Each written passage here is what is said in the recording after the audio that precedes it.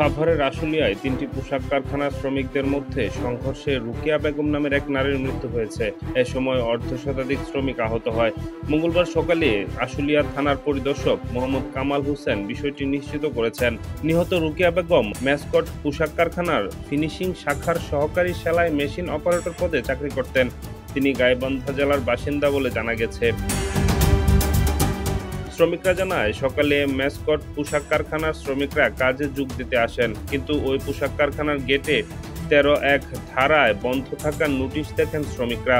এতে ম্যাসকট পোশাক কারখানার শ্রমিকরা উত্তেজিত হয়ে পাশের সাউদার্ন গার্মেন্টস ও রেডিয়েন্স নামের দুটি পোশাক কারখানায় ইটপাটকেল ছোড়েন।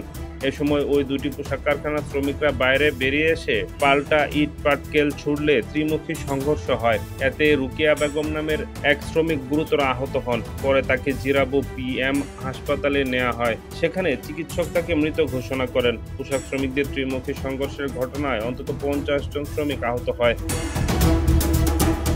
এদিকে এনাম মেডিকেল কলেজ হাসপাতালের জরুরি বিভাগের চিকিৎসক মোহাম্মদ ইজাজ বলেন, 30 থেকে 35 জন শ্রমিক আহত হয়ে এনাম মেডিকেল কলেজ হাসপাতালে চিকিৎসার জন্য এসেছেন। শ্রমিকদের শরীরের বিভিন্ন স্থানে আঘাতের চিহ্ন আছে।